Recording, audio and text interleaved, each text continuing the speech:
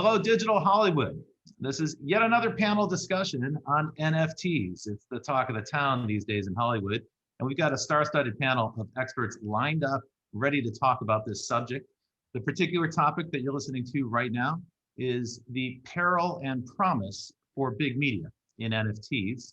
And I'm Robert Tursik, the CEO and founder of General Creativity, a consultancy in Los Angeles. And I'm joined by an expert panel.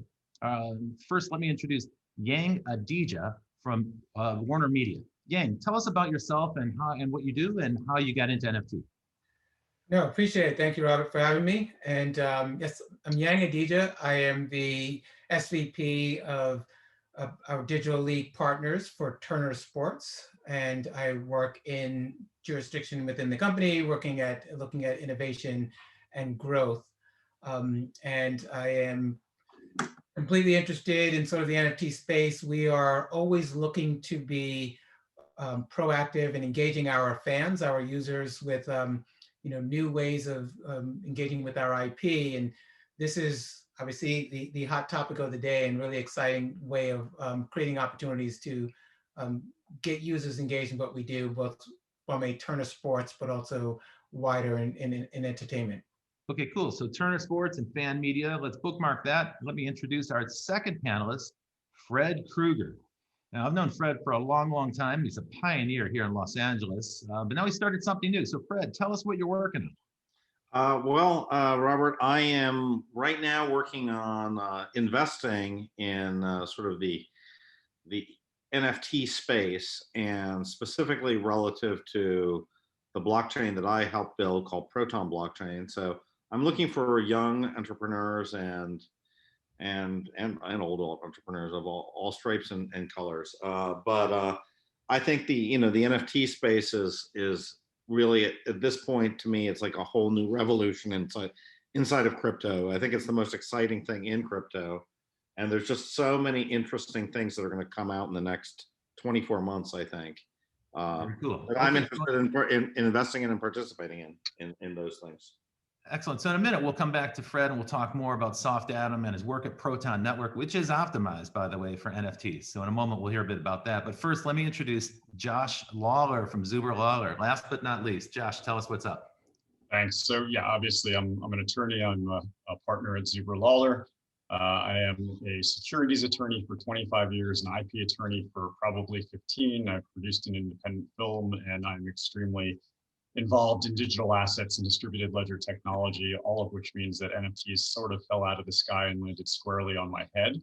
I have a number of clients in the NFT space and have been doing quite a bit of thinking about it and the repercussions. And I'll go beyond what Fred said. This is the killer app.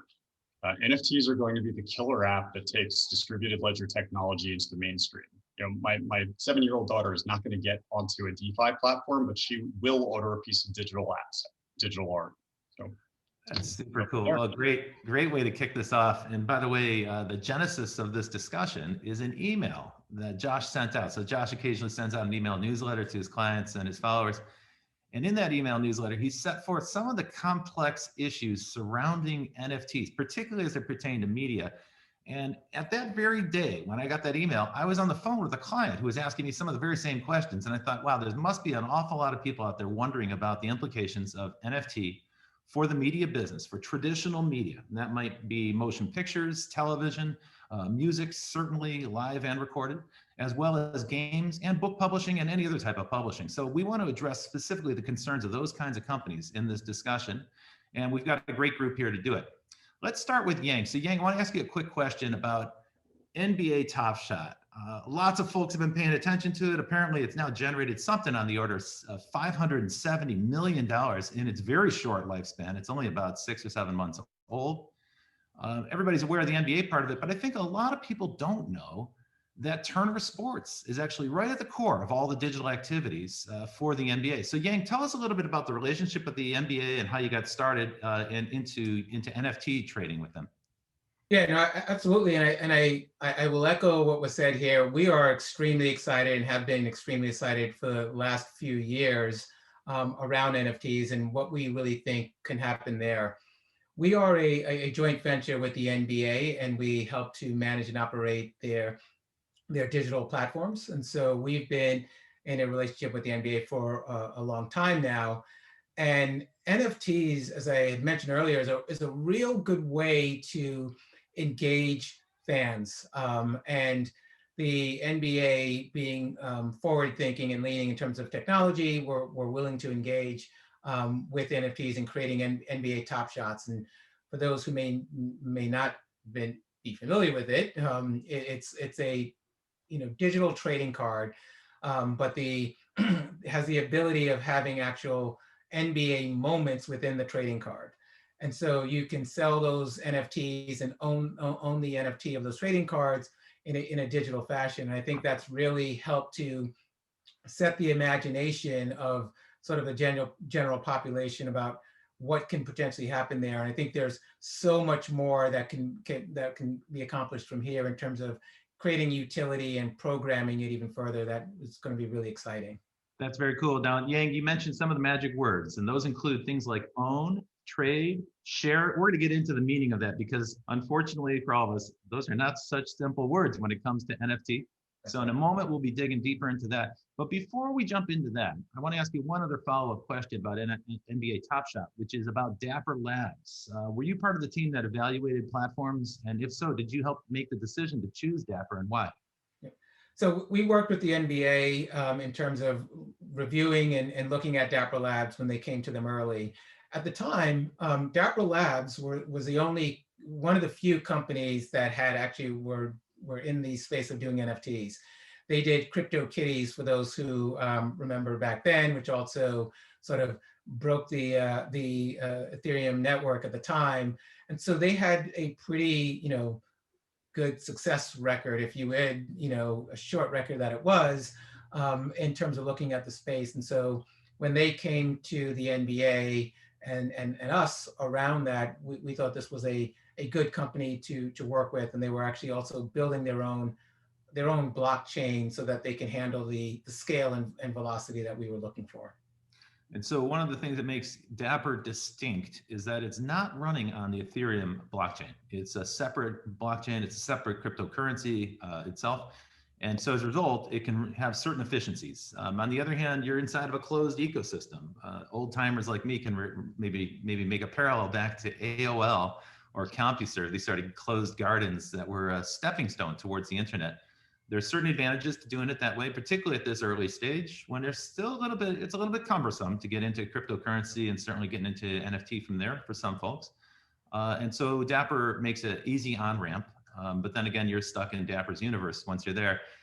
So we'll get into some of the discussion around that. But Yang, before we jump off of this topic, I want to just ask you to describe a little bit about how Turner Sports fits into the bigger enterprise of Warner Media. And again, for those who don't know, Warner was Time Warner, which was an amazing conglomerate for many years. The Time Magazine Group and the Warner Media properties merged together, and then combined with AOL. We all remember that spectacular combination that then went bust, and then kind of went through a major reconfiguration. And then just 2 years ago, it was acquired by AT&T and became Warner Media. So that's the background on it. But now tell us how you're organized, because I think some folks might think, like, is there just an NFT czar for all of Warner, or are there several NFT czars in different silos in different parts of the organization? Yeah, no, that's a fair question. So how, Turner Sports is part of Warner Media. And so you have Turner Sports Bleacher Report, which is also part of the Turner Sports organization. Warner Media has Warner Brothers, which is part of the family there, and they are a separate division from us here at Turner Sports, although we work and share information across the company. And as you mentioned, we are owned by AT&T. And so within Warner Media, as well as having Warner Brothers, there's I'll call it the legacy Turner networks, which include CNN, TNT, TBS, and the others. And so there isn't a one NFT czar that's looking over all of this. And this is pretty new. Although we have been looking at it and sports have been leading Bleacher and Turner Sports has been leading in the space. We are sharing information across the company as we evaluate opportunities. And as you can imagine, we have a long list of IP that can play well within this space, and there's a lot of exploration about where and what we can do within the NFT space, and really engaging with our fans and our customers and our users in a really new and unique way. Is it safe to assume then that every branded property that's inside of the great universe of Warner Media is under consideration for an NFT? Is that a safe assumption without revealing anything confidential?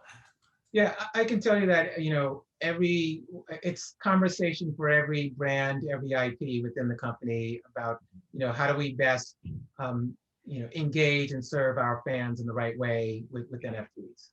Cool. In a moment, we'll come back and I'll ask you some more about how you go through that process and the criteria and filters that you apply, because I know that'll be interesting to anyone else who works for a media company who's watching this.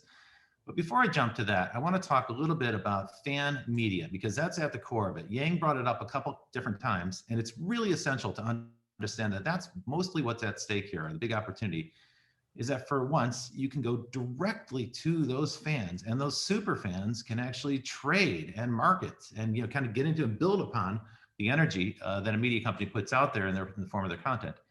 Now, somebody who's been thinking about this for an awfully long time is Fred Krueger. And Fred and I met many years ago, right at the time of that big crypto bubble in 2017. And at that time, Fred was saying to me, look, this is about digital assets that go way beyond coins and currency. And there were some early attempts. Actually, Yang mentioned it. CryptoKitties was one of the very first. CryptoPunks was another one. They were very humble at the time. They were not looked at as like the main movers and shakers that they are seen as today. But at that time, of course, the cryptocurrency ICOs were getting all the attention. But behind that, lots of folks were thinking about how to reinvent ownership of media assets and how to trade it and how to make that decentralized. One of the people doing that was Fred Krueger. So Fred, I want to turn to you a little bit now and tell me what you see in NFTs in particular and in cryptocurrency in general, what you see and what you think is going to come, and what are the deficiencies in the current marketplace? Well, to echo a previous statement, I do think it's the killer app of crypto by far. And it's not just a little bit. I think it is by 10. It's going to be by 10x the dominant form. Right now, you're already seeing it. It's sort of, if you go to DApp Radar and you look at the top, NBA Top Shot is number 2, and number 1 is actually a game on Wax called Alien Worlds, right? Which is very odd. Most people have never heard of it, but 200,000 unique players, Alien Worlds yesterday, and so it just tells you that both of those apps are now higher than the top Ethereum app, which is Uniswap. And I suspect that if you come back in 6 months, the combined reach of all the NFT apps are going to be 10x of everything else, right? So including all the exchanges, all the Uniswaps, everything, So I think this is the killer app of. What do you attribute that to, Fred? What do you think the reason for all that activity is out of nowhere? Do you think it's because people have been a little bit itching to do something with all the cryptocurrency that they've accumulated during the pandemic? Well, I have a 14-year-old, to Josh's 7-year-old. And I will tell you, I tried to get my 14-year-old interested in, cryptocurrency. I've had a wallet now, several wallets for several years. And, I can't get my 14-year-old interested in trading in crypto. That is not interesting to him. But, the idea of owning a digital asset and, a unique digital asset, that is interesting to him, and so, the idea of owning a famous YouTuber's piece, that's interesting, a sports collectible, interesting, right? So I think that fundamentally, we are in this world where this is now interesting to a much broader audience than somebody who's interested in trading Ethereum or Bitcoin. This is a very, very narrow audience, and we're in crypto. At least I'm in crypto. And we keep on forgetting that Coinbase has 6 million monthly active users. Facebook has 2 billion monthly active users. So there's a major differential there between how much active, that maybe in the US, Coinbase has 3 million users. Mhm. 1% of the US population is using Coinbase on a monthly basis. Mhm. So, I think that we're in a world where these collectibles and these NFTs are just starting Mhm. to percolate. And the NBA is, obviously it's a huge sport, but in France nobody knows the NBA. Nobody's heard of the NBA in France. It's small. But it's safe to assume, I think, that every sports league, every sports franchise, every And celebrity, every every recording act. every music. I mean, it's everything, right? And that's just the major sports. So now you get into, if you look at something like Twitter, right? What Yeah. grew Twitter's reach? Well, certainly celebrities like Ashton Kutcher really helped grow Twitter, but also everybody else who retweeted those tweets, everybody who just said, hey, I had this amazing meal. Here's a picture of it, everybody who said, I dislike or I love Donald Trump. So it's all that stuff combined, right? So it's the combination of the celebrities and the brands in combination with the everyday, everyday people repeating things. So that's what I think. I think it's a combination of these things, and I think we're about to see that with NFTs, where it's going to be a combination of the brands, Yeah. and a combination of everyday people sharing and selling and buying everyday things. It's a nice idea. It's a good image. So you've got to have a mature enough technology that it can be easily used by lots of people. And you've got to have some kind of spark to light the flame. And that's usually a celebrity or some outrageous outburst by somebody or something that grabs people's attention. And then you got to have a lot of fans that follow and they kind of they add to the flames, and now you get a conflagration. So that's our bonfire. Percolating and regurgitating and retweeting all this information, right? So I think it's that mixing pot that's what's really interesting. It's not just consuming content; it's sharing content. It's it's people creating their own content and mixing it in with this professional content. So And this that's is what I a think we're topic I about to see definitely. with this NFT stuff, which is crazy. I mean, when that's what really brings, that's what creates the Twitters, the Facebook, the billions of users, right? It's not just people looking at this stuff in a very passive way and just collecting a few things here and there. It's mixing it all together. And that's what I think we're about to see that with crypto.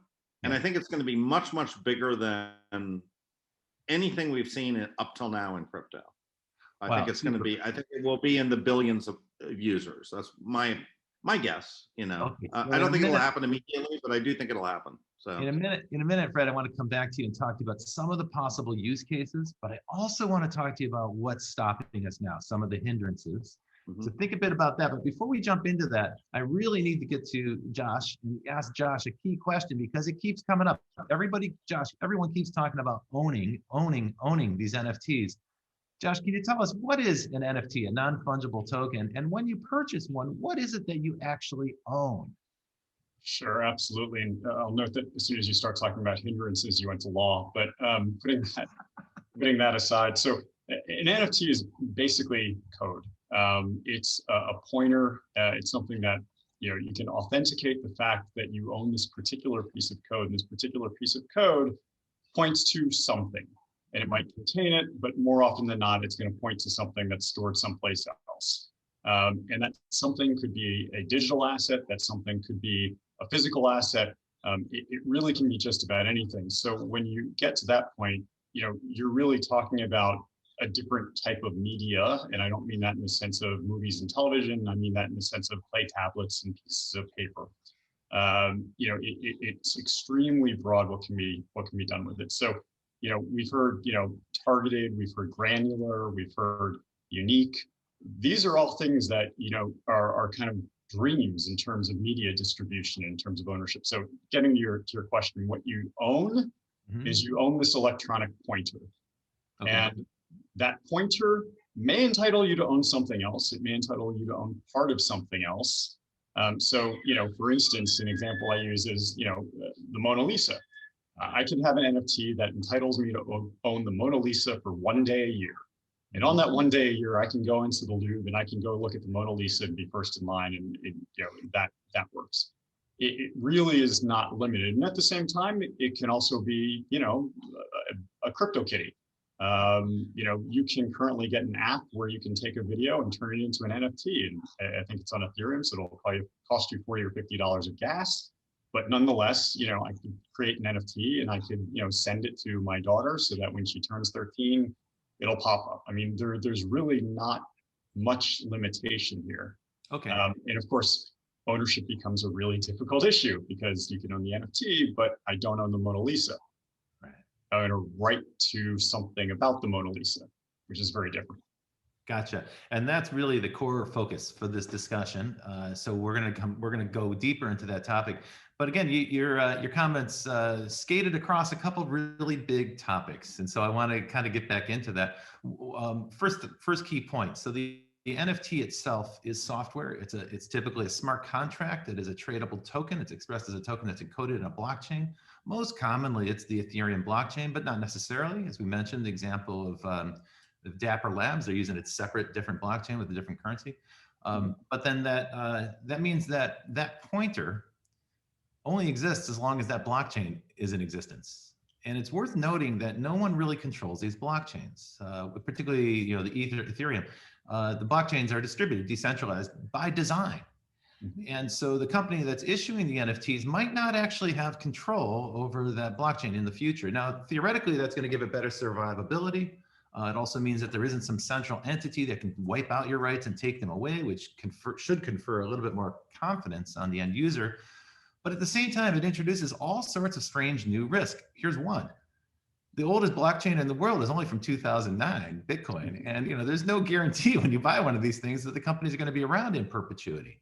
So Josh, when you're buying an NFT, what rights are you really getting? What's a reasonable expectation for someone to have if they're purchasing an NFT? Sure. So, it's interesting you say you're worried about the company could go away, but one of the things about NFTs that's actually really nice is that if the company goes away, the NFT didn't necessarily. It depends a little bit about where it's stored. But the blockchains are, as you mentioned, distributed. And I certainly have some clients that'll work with something that's on the Ethereum chain, Dapper's using Flow. But it's distributed, and if the company that I represent goes away, the NFTs that are pointing off of the Ethereum chain and stored in AWS or Azure, or for that matter through Filecoin protocol or storage or Engineer, any of them, that persists very much the way a baseball card persists even if Topps were to go out of business, which they won't. So from that perspective, it's useful, certainly. But we're also in a brave new world, and as you mentioned, it's new. So obviously, if we're on the Titanic, none of us can see the iceberg. I can't predict that piece of it. Well, it's early days. I mean, we're going to raise some issues for sure, because there are some, but they're all solvable, I think. But I want to talk about one other thing you mentioned that's super important, because many people, when they look at NFTs, they go, wait a minute, you're paying how much money for a JPEG or a GIF file? Like, they think that the image is what you're buying, and that's not necessarily the case. That could be true, but it's not necessarily the case. And Josh, in your comments, you mentioned two things. The NFT the smart contract in the NFT can contain conditions. And if those conditions are met, what the NFT does can actually change. The rights that are conferred upon the buyer could actually change. They're conditional based on circumstances. It has to be something that the NFT can be aware of. But for instance, if the price changes or over time, or if it's traded 4 times or something like that, all of those are arbitrary business rules that can be encoded into the smart contract, and they can actually cause the NFT to evolve or change. Now, this is hitherto unknown. In the past, when you published content, it was done, it was fixed, it was locked, it was a gold master. It was, you couldn't recall it and change it, but now you can program that in. And so that's one area of tremendous creativity. Mm-hmm. But then again, on the other hand, the NFT, as you pointed out, is just a pointer. It's pointing at a thing that lives somewhere else. So isn't there also a risk then that the directory where that thing is pointed at might go away, that the information that's there could vanish at some point? Yeah, I mean, that's always a possibility, certainly. And, the internet could disappear also. So, you can never knock out the existential risk factor. But, to your point, this is a wonderful time to be a creative attorney. And, a lot of folks look at smart contracts and go, oh, the attorneys are going to be replaced. But, quite the contrary, this is contract. So, generally speaking, if you can imagine it, I can draft it. And now, because we've got these things going through smart contracts, and we won't get into the concept of the oracle here, but that's kind of what translates from real world into kind of digital world. We can do all kinds of things with it. We can split rights up in ways that we couldn't do it before. We can, timeshare digital art if something's of that nature. We can have stuff burn after a period of time. It really doesn't end. And of course, there's the other piece of it, which is that we can have royalties kick off to creators in ways that they never could before. That's true. Which is really a massive thing for the industry. I mean, it's why content will now be distributed this way going forward, really. That's a big point. Let's underscore it. And other folks definitely chime in, Yang and Fred, this idea that you can program in a kind of secondary market royalty. In other words, that the commission paid to the author on the first sale isn't the last time they get paid. And particularly with fine art, this has always been a problem because young artists, because they're young and unknown, their art gets sold for cheap. And then later in life, if they're successful, the art will sell for millions, but they get none of that gain in the real world. But in digital, now with NFTs, digital artists can actually see a recurring revenue stream from every subsequent sale of an NFT. That is provided that transaction of subsequent sales is happening on the same blockchain that the original smart contract was written in. Fred and Yang, I'd love it if you could opine a little bit from the content perspective about the creative use of these programmable smart contracts. Yeah, I can talk about some things that we've done on the Bleacher Report side. There's as Josh has mentioned, there's it's unlimited what you can do here, and we're sort of pushing and forging ahead on the Turner Sports side in terms of exploring those opportunities.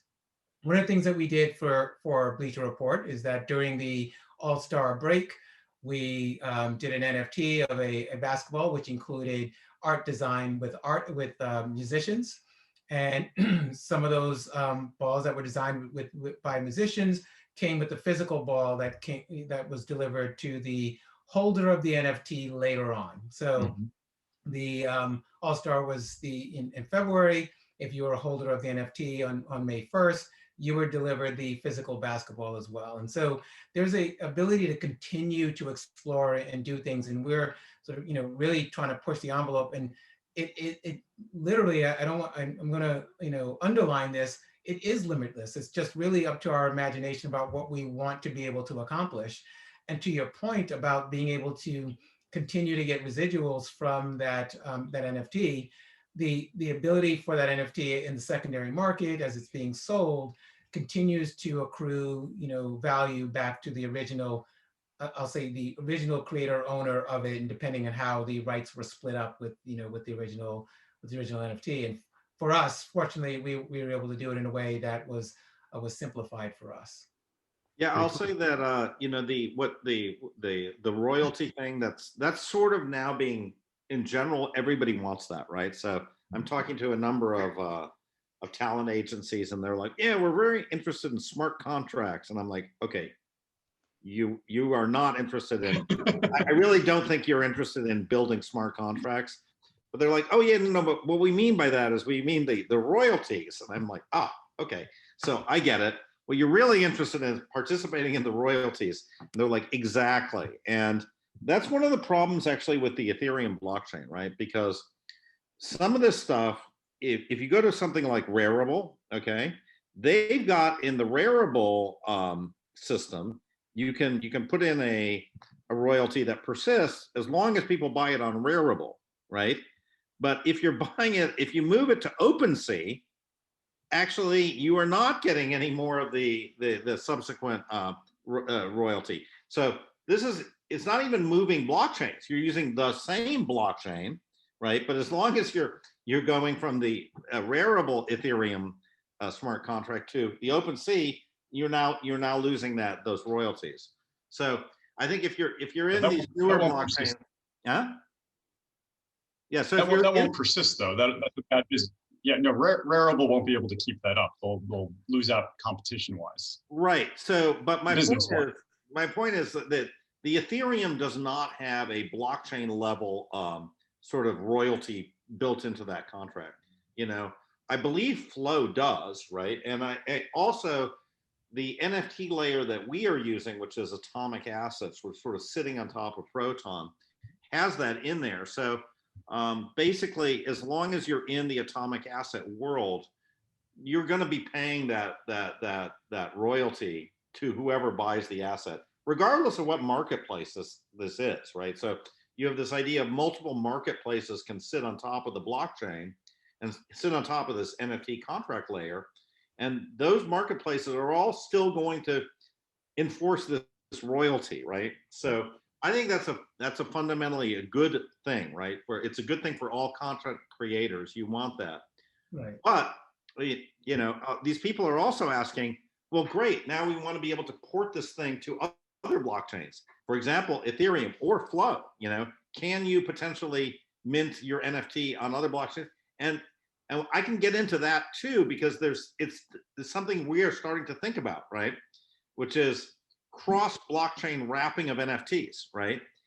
And, you know, I hope to be able to demonstrate this in the next 30 days on Ethereum. Like, so I hope to be able to mint an NFT on Proton, move it over to Ethereum, and move it back to Proton, you know? So I hope to show that that's actually not a pipe dream, that you actually can do that, right? And we of course are doing this right now in the fungible tokens, right? We've done very, very well with this. So we can take Bitcoin, move it into wrapped Bitcoin on Proton, and move it back to Bitcoin or Ethereum. Wrap it, unwrap it, no problem. Right in the Proton wallet, we can do this, right? And people love this. They love this sort of fungibility. They love this. That users love that functionality, and I think they're going to love being able to move across chains as well. Yeah, and I would say, just to highlight that, you know, for us to be careful about, you know, judging the internet because of, you know, modem speed of what's happening. We're in the early days. We will have interoperability. We will continue to have, you know, opportunities to make sure that you write your you know, you get your residuals within secondary markets continuously. Those things are certainly coming. Where I'm, you know, on the IP side, really excited about is that it has the opportunity to really engage with our audience in a way that you can't or couldn't in the past. It has an opportunity for us to create, you know, IP that continues to evolve, and users can interact with it in ways that you couldn't before, and the users can extract value from it in addition to us going out there. That's a bond between a creator and a user that just hasn't been there before. It creates a two-way street of value being passed back and forth, and granted, the enjoyment of the entertainment is obviously value, but additional value that you really weren't getting anywhere else that NFTs now can sort of can open up. I love that. So that's a key topic, which is essentially we're talking about two things at once, which is the virtues of the smart contract and all the new ways that creators can engage with the fans in the secondary market and continue to have fans interact and maybe unlock additional value that's shared. However, as Fred pointed out, like many other technologies, many other digital media technologies, as soon as it starts to demonstrate popularity in its early days, the platforms all seek to impose some kind of control, and that usually comes in the form of lock-in. And so we're seeing examples of that. Yang's point was that might be temporary, and Josh pointed out that people will switch to other platforms if there's too much of a heavy-handed attempt to do lock-in. Let's bookmark that conversation, because in the remaining time, I'd like to touch on some of the other major issues that confront us. Now, Fred, it's great that you're talking to talent agencies, because that's the next topic up, which is let's talk about the guilds and the writers and the actors and the directors and everybody else that's got a stake in the outcome here, and the business managers and the talent agents and so forth. They all have expectations. And at this point, nobody's really sure how to move. One of the problems the big media companies have is that almost all of their content, their archive content, is encumbered with these legacy agreements that are from the 20th century that didn't contemplate this kind of use. And so the studios have to go back. People like Yang have to go back and negotiate new deals with the guilds, with the unions, with the talent, and so forth. Tell me a little bit about that process. And Josh, please chime in, because I want to hear from Josh on this as well. Sure. So, as you mentioned, and I think in the article I wrote, I called it a rat's nest of different rights that are set in royalties. And it's going to be very, very deal specific, and it's going to be a lot easier or harder depending on when something was created. I mean, at some point we started setting up rights in terms of on all media throughout the universe. And somebody got intelligent about that because they realized that when we went from like suddenly there's a VCR tape and now it's a DVD, and did the rights transfer with that. So at some point we kind of wised up. But I think the biggest aspect of what you're talking about is actually the audit. What we've had before is that there's been so many different places for money to leak out of the system within the calculation of the royalties. And you've had to have a collection account, and then the collection account would kick down a waterfall, and then the waterfall would go to a production SPV, which would have its own waterfall. Before you got too far, and it became a very big thing of getting like your dollars off of the gross receipts as opposed to net points and everything in between. Right. Because that's studio accounting. It's the Buchwald case and the It's monkey. the Art Buchwald case, yeah. Right, exactly. All that stuff. That can now kind of change. And if you're the guilds, if you're the agency, if you're the manager, if you're the producer, certainly you're still going to need something that takes from fiat currency received in receipts and gets it to a point where it can be turned into a digital asset. But after that, it can go by smart contract programmatically to wherever it's supposed to go. And I can tell you, I produced one independent film. We did really well. We went to Toronto, we got some distribution, and the day before it was supposed to release on DVD, you could buy it on Amazon used for 37 cents. And needless to say, that was a little upsetting. You can still get it on Amazon for 37 cents. But were we to have a system in place that's kind of more along these lines, that type of thing would probably be more difficult for somebody to pirate it out officially and kind of shortcut around everything. There's a DRM aspect to this, and also to Fred's point earlier about porting things back and forth and wrapping. One of the things that we're going to really need to look out for is how to preserve the royalty arrangements on a ported and wrapped NFT. That's correct. Because yes. the contract that goes with it is potentially going to get wrapped too. And if you're avoiding the sale of that NFT on its own chain to transfer it, you might have just gotten around that. So it really is, there's a lot of stuff here to look at. That's important. Hey, Josh, let me ask you a quick question on that note. So can the smart contract do the actual distribution of the royalties automatically? Because, the smart contract self-executes. So somebody purchases an NFT and then they sell it in the secondary market for 10 times as much. And at that point, if the conditions in the smart contract so state, then there might be an additional payment made to certain talent, other people who contributed to the show, different entities that have a right in the production and so forth. Mm-hmm. So the smart contract would do that. In other words, we don't need to have in the future with a thriving NFT marketplace, you might not need ASCAP or BMI, these agencies, Harry Fox, that do the calculation and the accounting and then the distribution of the fees. It could be a while before we get there, but yeah, absolutely. And one aspect of the NFTs that I want to point out that people aren't really thinking about, the NFT as a digital asset is unique. Yeah. But what it points to ownership of is not necessarily unique. So, if you want to look at something like streaming a movie, for instance, you're not going to sell the movie on an NFT, but what you might sell is the right to view the movie for 3 days. So, somebody purchases that NFT, that purchase goes by smart contract to wherever the heck it's supposed to go. And that NFT entitles whoever's holding it for the next 3 days to, watch the film that's, going to come to them from streaming through some kind of IPFS. That's a really likely use case, I think. Yeah. And so like micropayments for on-demand viewing. Exactly. And the NFTs themselves are, they're fungible in the sense of as of each other, but they're unique in the sense that, I, Josh Lawler, bought one, it's uniquely identified, and that entitles me to my 3 days of viewing, whatever it was. Okay. But now I got to ask a big question about taxes, because what we just described is in the smart contract, when it executes, can issue the correct amount of payment according to the deal to all the parties involved, which means that the platform or the marketplace where this transaction occurs is never collecting taxes. So in other words, they're not in a position to do taxes at the point of purchase. And if a state or if a nation requires that, and many states do require that on the sale of an asset, that you capture taxes right there, right then and there when it's sold.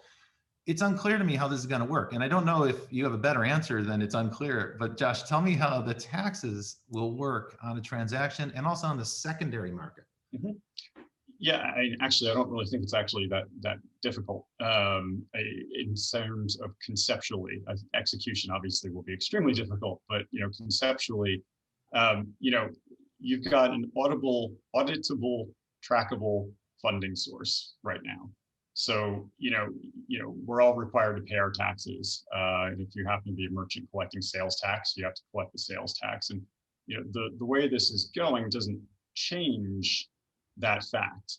We might be changing whether you're being paid in cash or digital assets for whatever it is you've sold, but they still are going to accrue to somebody who's ultimately going to have control and be able to turn it into fiat currency to, go and buy their lunch or whatever it's going to be. Notably, it could be paying their taxes. And the interesting thing is the IRS now has a, open, immutable, transparent audit trail of absolutely everything that's happened. That's right. And there is already technology that can plug into a centralized exchange and pull out all the transactions that went to a particular public key and itemize them. And a lot of people I know actually are fixing their old tax problems from 2017 by having that technology applied, so they can at least figure out what they should have paid the government. So I think that's likely to happen. Could we get to a point where the government looks at certain things and just says, you know what, the IRS is going to be part of your smart contract? That could happen. I mean, government contracts, certain types of payments, Section 8 real property, Section 8's in California. I'm not sure if that's national. But, again, the government is, I'm sure, looking at all of this also and figuring out what the easiest way for them to get their money is. For those who made a bunch of money in these wild few months here with the crazy boom in NFTs, be aware you got to set some money aside, because the IRS does have an immutable trail and they will eventually come find you. And when they come find you, they're going to want payment at the value on the day of the transaction. This is what people tend to forget, because these cryptocurrencies are so volatile, they're constantly moving around, but you'll be held accountable. If you made a transaction on March 14th, the IRS is going to want a percentage of that. And Josh, tell me, what tax rate are we looking at? Because the SEC considers these are securities. So if you're holding that asset for less than a year, one of these people who's very volatile and trading a lot, you're going to get a short-term capital gains tax on that. That could be as high as 50%, right? Yeah, I mean, whether it's a security or not, short-term capital gains will be up there. One of the things that's really exciting about all the digital assets, but extremely confusing also, is that something can be more than one thing at a time at the same time. So your token that is a collectible could, in certain circumstances, also be a security, and at the same time, the IRS is going to view it as property, whereas to you, it's a collectible. So it's a confusing world from that perspective. But yeah, the IRS, the SEC, they don't talk to each other in terms of how they define things. Wow. Okay. On that note, I'm getting the signal that it's time for us to wrap up. And what I'd like you to do is go around and tell me who you think is doing a great job right now. Which companies out there are you most impressed by, and you can't name your own? I'm going to start with Yang. Yang, name a company that's not Warner Media that you're really impressed by.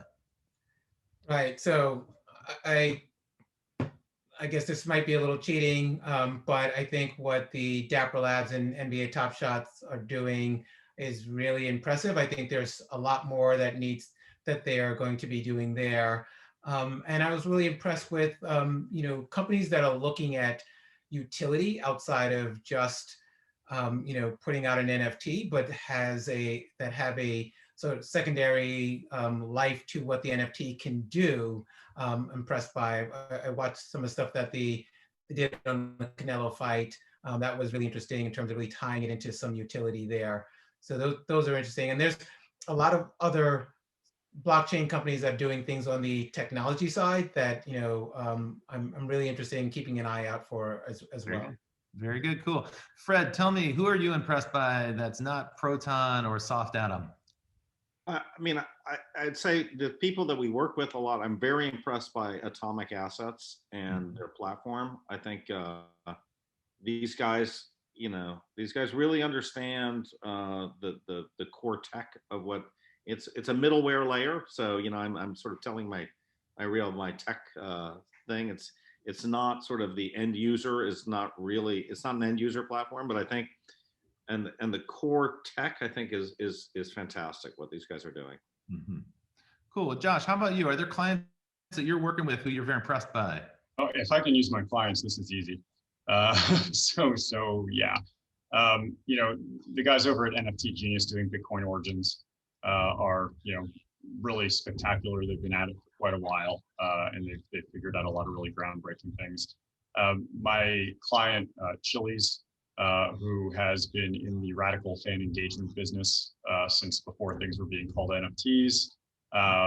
They're very interesting also, and their tech right now technically is not NFT in terms of being fungible. It's semi-fungible, but they'll probably go in that direction relatively near future. You know, you have to say Dapper Labs, just because they're Dapper Labs and they created the Flow blockchain. And I don't love the walled garden piece of it, but I can't argue with it from, you know, a level 2 solution as far as its transaction speed and efficiency.